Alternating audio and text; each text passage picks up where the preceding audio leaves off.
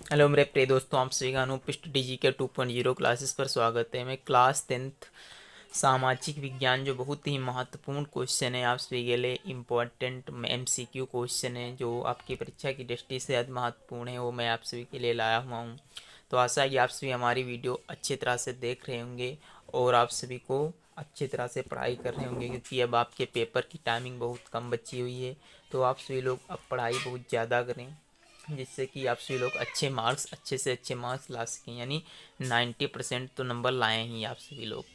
तो आप सभी का ये जो क्लास 10th है आपका सामाजिक विज्ञान है, क्लास 10th सामाजिक विज्ञान सभी महत्वपूर्ण प्रश्न है, 70 नंबर पक्का। यदि आप ये इतने बहुविकल्पी एमसीक्यू क्वेश्चन तैयार कर ले रहे हैं तो आप सभी को बोर्ड में अच्छे से अच्छे नंबर मिलेंगे देखने को। चलिए कि आपको अब मैं अपनी वीडियो स्टार्ट कर रहा हूँ। जैसे कि पहला है आपका क्वेश्चन, जर्मनी का एकीकरण का श्रेय इनमें से किसको दिया जाता है। यानी जर्मनी का जो एकीकरण था वो किसने किया था, जैसे कि हिटलर था या ऑटो वन बिस्मार्क जी थे। तो इसका जो करेक्ट आंसर है वो आपका ऑप्शन नंबर का, यानी ये वाला सही है। अगला क्वेश्चन है, राष्ट्रवाद का प्रारंभ जिस देश से हुआ वह है। तो यानी राष्ट्रवाद आप सभी लोगों ने पढ़ा होगा कि राष्ट्रवाद का प्रारंभ किस देश से हुआ था। तो आपका पहला ऑप्शन है जर्मनी, दूसरा ऑप्शन है इंग्लैंड, ऑप्शन नंबर गा है इटली, ऑप्शन नंबर घा है फ्रांस। तो इसका जो करेक्ट आंसर है वो आपका क्या है, ऑप्शन नंबर घा। क्वेश्चन नंबर 3 है, नेपोलियन की पराजय कब हुई। यानी जो नेपोलियन था उसकी पराजय कब हुई थी। तो ऑप्शन नंबर का है 1814, ऑप्शन नंबर खा है 1816, ऑप्शन नंबर गा है 1815, ऑप्शन नंबर हाँ जो है कितना 1817 है। तो इसका जो करेक्ट आंसर होगा वो आपका ऑप्शन नंबर गा, यानी 1815 ईस्वी में नेपोलियन की पराजय हुई थी। क्वेश्चन नंबर 4 है कि सविनय अवज्ञा आंदोलन कब चलाया गया। यानी जो सविनय अवज्ञा आंदोलन था वो कब चलाया गया। तो ऑप्शन नंबर खा है 1920, ऑप्शन नंबर गा है 1930। तो इसका जो करेक्ट आंसर है वो आपका क्या है, 1930 ईस्वी में सविनय अवज्ञा आंदोलन जो है कि चलाया गया था। चलिए अगला क्वेश्चन है कि महात्मा गांधी दक्षिण अफ्रीका से वापस कब लौटे थे। यानी जब जो दक्षिण अफ्रीका से वापस कब लौटे थे। तो इसका ऑप्शन नंबर का है 1915 और ऑप्शन नंबर खा है 1919। तो इसका जो करेक्ट आंसर है वो आपका क्या है, का, यानी 1915 ईस्वी में महात्मा गांधी जी दक्षिण अफ्रीका से वापस लौटे थे। यानी महात्मा गांधी जो थे वो दक्षिण अफ्रीका से भारत कब लौटे थे, तो 1915 ईस्वी में लौटे थे। तो आप सभी लोग ये क्वेश्चन लिख लिख कर प्रैक्टिस कर कर ही जाएं पेपर में, ये बहुत ही इंपॉर्टेंट क्वेश्चन है, पिछली बार पूछे गए क्वेश्चन है। अगला क्वेश्चन है कि चौरी चौरा यानी चौरी चौरा जो कांड था वो किस वर्ष घटित हुआ था। तो इसका ऑप्शन नंबर ए है कि 1920 ईस्वी, ऑप्शन नंबर खा है 1922 ईस्वी। तो इसका जो करेक्ट आंसर है वो आपका है 1922 ईस्वी में चौरी चौरा कांड जो हुआ था उसका वर्ष था 1922 ईस्वी में। एक और क्वेश्चन आपसे पूछा जाता है कि जलियांवाला बाग का हत्याकांड कब हुआ था। तो आप सभी लोगों को पता होगा कब हुआ था, ये आप सभी लोग मुझे कमेंट बॉक्स में बताएं। अगला क्वेश्चन है कि महामंदी का प्रारंभ किस वर्ष हुआ। तो जो कि महामंदी सबसे ज़्यादा मंदी किस वर्ष प्रारंभ हुई थी। तो इसका ऑप्शन नंबर का है 1929, ऑप्शन नंबर खा है 1934। तो इसका जो करेक्ट आंसर है वो आपका है 1929 ईस्वी में। यानी जो महामंदी का प्रारंभ हुआ था वो कब हुआ था, तो वो आपका 1929 ईस्वी में महामंदी का प्रारंभ हुआ था।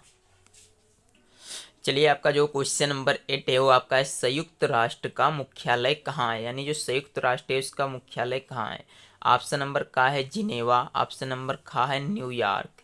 तो यानी इसमें से आपको एक आंसर देना है। आपको वो 20 इस बार आपको 20 बहुविकल्पी पूछे जाएंगे। तो आप सभी लोग इस प्रकार के क्वेश्चन बहुत ही इंपॉर्टेंट क्वेश्चन है, आप सभी लोग हमारी वीडियो देखें तो आप सभी को हर विषय के लगभग लगभग क्वेश्चन अवेलेबल हो चुके हैं हमारे चैनल पर।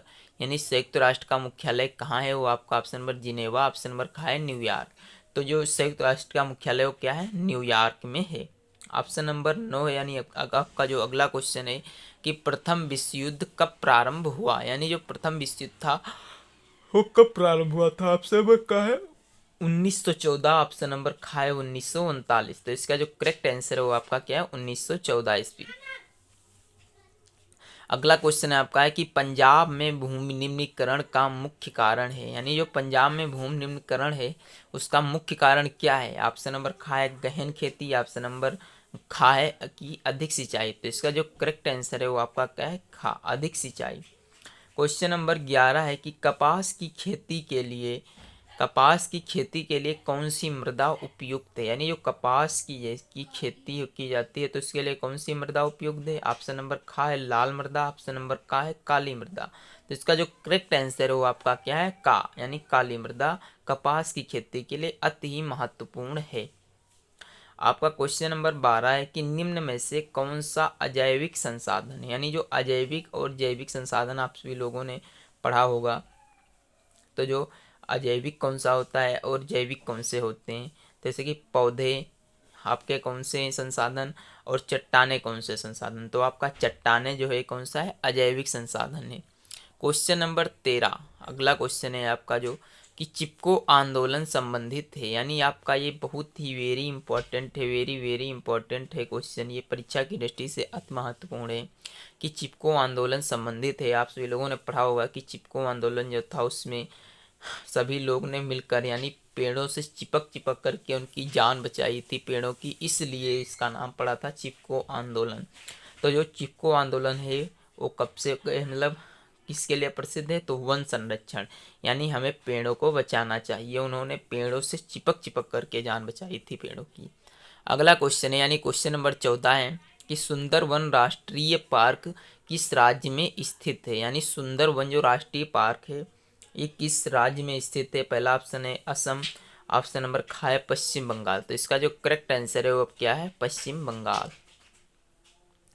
क्वेश्चन नंबर 15 सलाल बांध किस नदी पर बना है, यानी जो सलाल बांध है वो आपका वो किस नदी पर बना है। तो आपका पहला ऑप्शन है सतलज, ऑप्शन नंबर खा है चिनाब। तो इसका जो करेक्ट आंसर है वो आपका क्या है, चिनाब। चलिए आपका क्वेश्चन नंबर 16 है इनमें से कौन सी रबी की फसल है, यानी रबी आप सभी लोगों ने पढ़ा होगा कितनी फसलें होती हैं, 4। तो आप सभी को पता है कि यानी जो है कि रबी की फसल, यानी रबी की फसल किसे कहते हैं, जो ये आपकी जो है कि नवंबर से प्रारंभ होती है और उसमें जो फसलें बोई जाती हैं कौन कौन सी आती हैं। तो उसमें जो है कि चना की आती है ऐसे फसल, और गेहूं की आती है, मटर की आती है। तो ये जितनी सर्दी के मौसम में फसलें बोई जाती हैं वो सब कौन सी फसल में आती हैं, रबी की फसल में आती हैं। तो इसका करेक्ट आंसर है आपका क्या है, चना।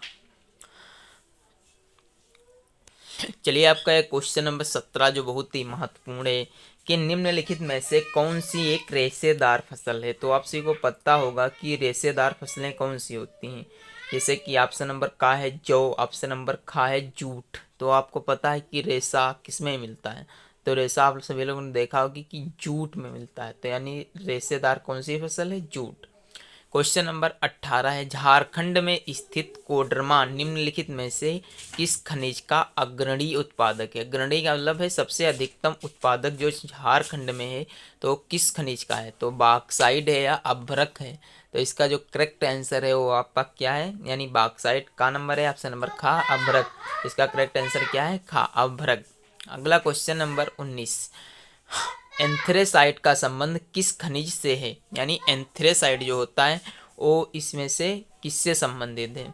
ऑप्शन नंबर का है कोयला, ऑप्शन नंबर खा है सोना। तो इसका जो करेक्ट आंसर है वो आपका क्या है, कोयला। एक क्वेश्चन यहीं पर बनता है कि कोयला किसके लिए प्रसिद्ध होता है, यानी कोयला जो होता है इसका उत्पादन सबसे ज़्यादा कौन से राज्य में होता है। तो इसका जो करेक्ट आंसर होता है वो क्या होता है, झरिया। ये आपसे क्वेश्चन 2020 में पूछा गया था, तो ये हमारे हिसाब से बहुत ही इम्पोर्टेंट क्वेश्चन है। चलिए आपका क्वेश्चन नंबर 20 है कि निम्नलिखित में से कौन सा परिवहन साधन भारत में प्रमुख साधन है, यानी पाइपलाइन है या सड़क परिवहन।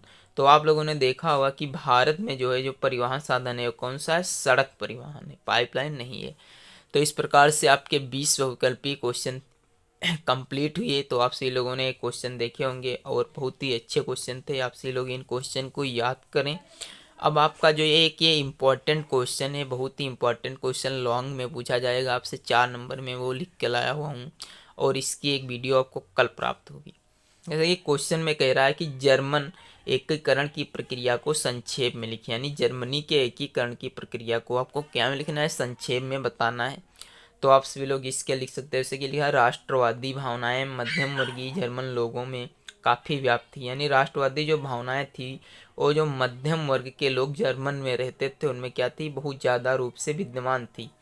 उन्होंने 1848 में जर्मन महासंघ की विभिन्न इलाकों को जोड़कर एक निर्वाचित संसद द्वारा शासित राष्ट्र राज्य बनाने का प्रयास किया था, मगर इस पहल को राजशाही और फौज की ताकत ने मिलकर दबा दिया। जर्मनी का सम्राट घोषित किया गया।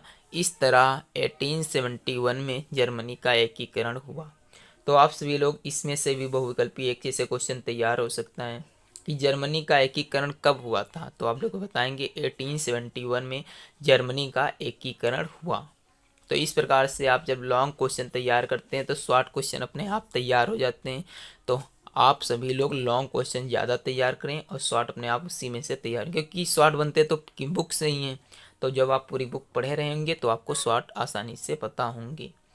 ठीक, आप सभी लोगों को वीडियो अच्छी लगी हो तो हमारी वीडियो को लाइक करें और चैनल पर नए हैं तो चैनल को सब्सक्राइब करें। धन्यवाद।